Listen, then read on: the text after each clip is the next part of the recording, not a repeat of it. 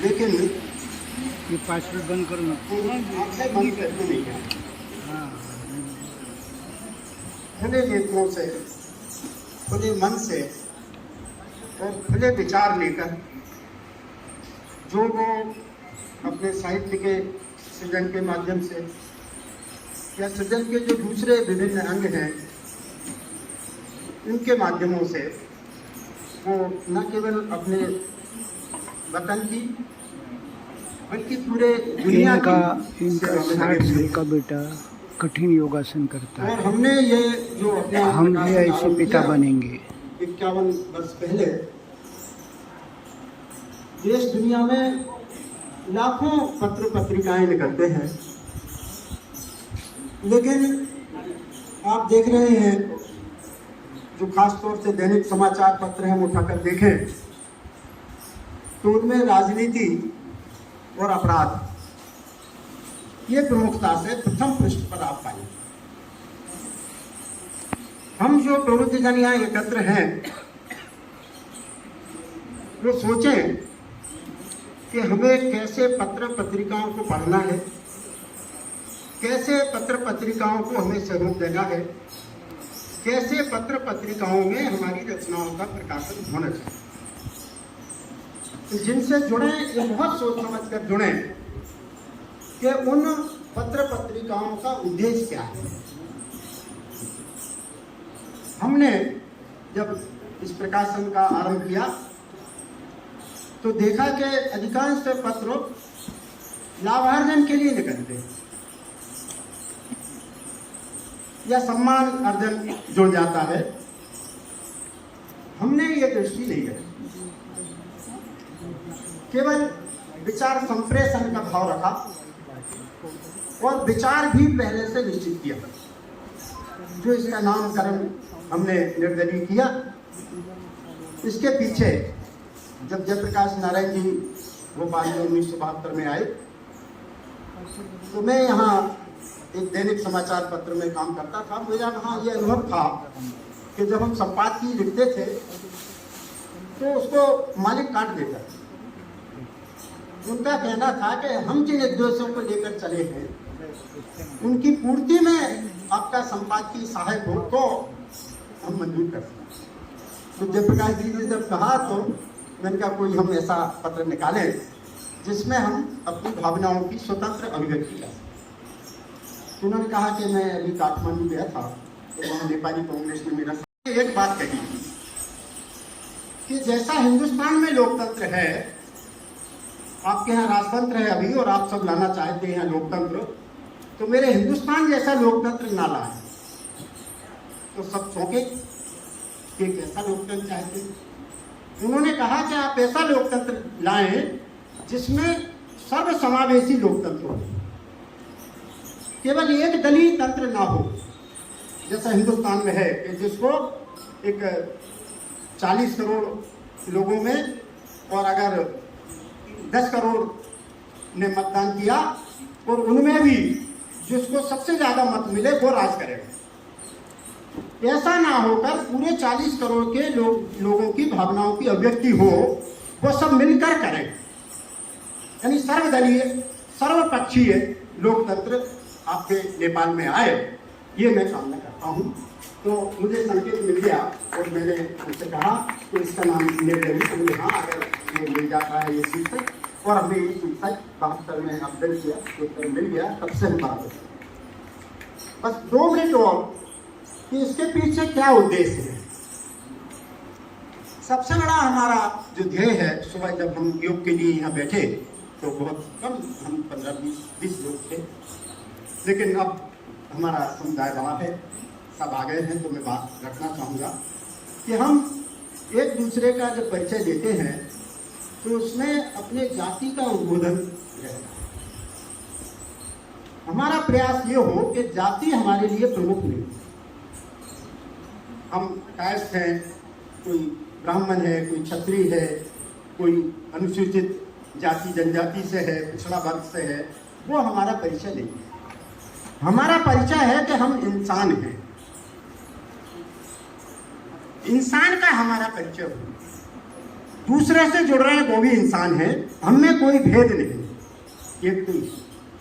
दूसरा हमने रखा कि जो ये विचार आएगा कैसे, ये तो शिक्षा के माध्यम से ही आ सकता है।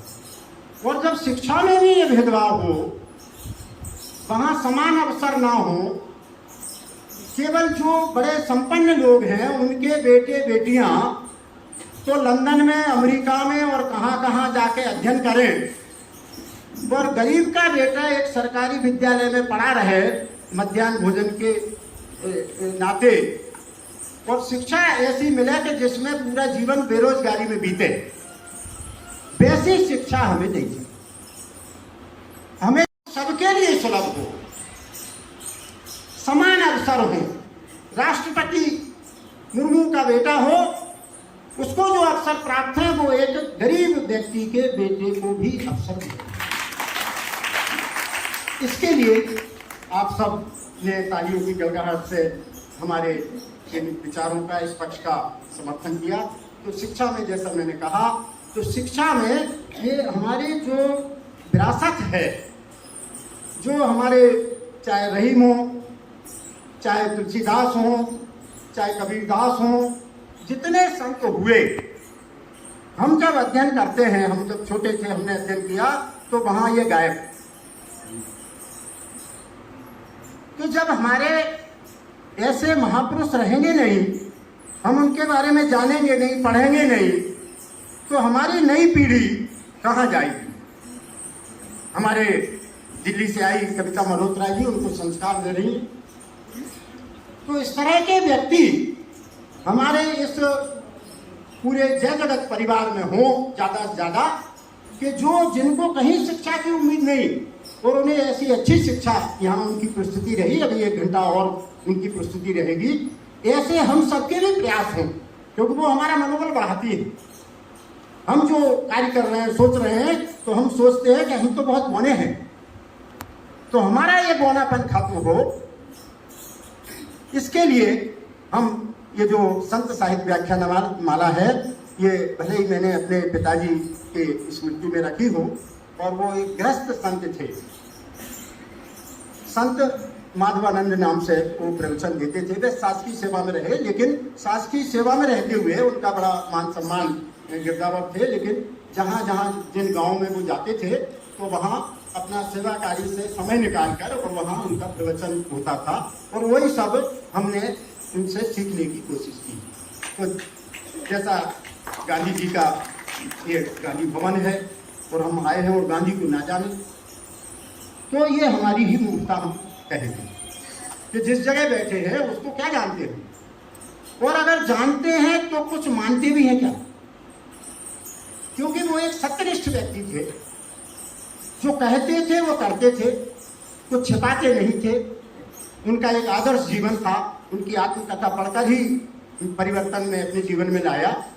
तो उनसे हम कुछ सीख ले, जैसे जो दिग्गज हैं, जैसा हमने कहा संतों से सीख ले, वो भी एक संत थे, और उन्हीं के साथ जो जुड़े विनोबा भावे, मैंने उनको अपना गुरु माना। अध्यात्म, विनोबा का एक ही स्वरूप, केवल अध्यात्म।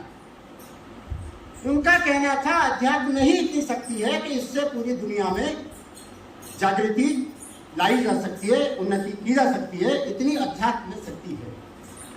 तो यहाँ ये जो संत साहित्य व्याख्यान माला है, हमारे बीच में जो हमारे योगी राजेश नाथ जी हैं, ये इनसे हमने पहले अनुरोध यही किया कि यहाँ आप ऐसी बात रखेंगे, ताकि हमारे इस वार्षिक आयोजन में जो आते हैं विद्वान, उनको और आगे उनके विचारों में और ज़्यादा ऊर्जा और उत्साह उत्पन्न हो, ये ऐसा आपका उद्बोधन हो। और उन्होंने स्वीकृति दे दी।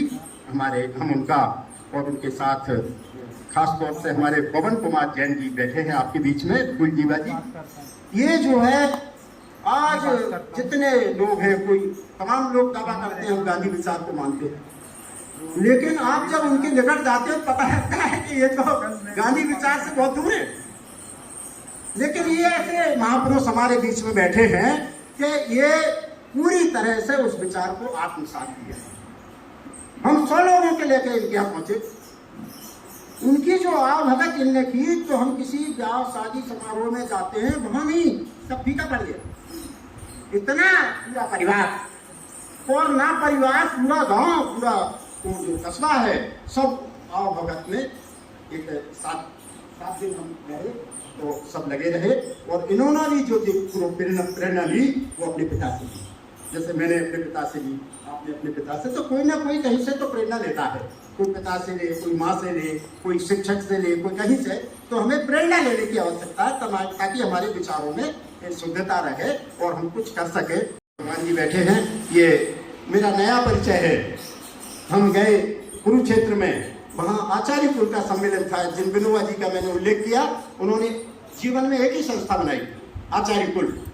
और आचार्य भी जैसे आप सब हैं, आचार्य हैं, जो समाज में शिक्षण का काम कर रहा है। कोई ये नहीं कि केवल व्याख्याता है, प्राध्यापक है, प्राचार्य है या कुलपति, कुछ नहीं। सब जो है कुलपति है, जो शिक्षण ले रहा है वो। तो ये भाव ये जागृत करते हैं। पूरे हरियाणा प्रदेश के अध्यक्ष हैं, इन्होंने हमें आमंत्रित किया, हम गए, और इन्होंने जो अवगत की, शब्दों में मैं व्याख्या नहीं कर सकता। उनके भी आचरण में ये सारे सूत्र समाये हुए हैं, उनका मैं अभिवादन करता हूँ। और हमारे राजेश जी तो यही अनुज हैं पवन जी के। और जैसा मैंने कहा कि पूरा परिवार इस निष्ठा पर चलता है सबका। मैं और एक बार आप सबका पूरे हृदय से स्वागत करता हूँ। कोई कमी हमारी व्यवस्था में रहे तो यहाँ हमारे समग्र संयोजक कह रहे थे कि उसके लिए मैं जिम्मेवार हूँ। उसके लिए कोई भी कमी रहती है मुझे और मैं उसको निकाल सकता हूँ, तो मुझे जरूर बताएं कि वो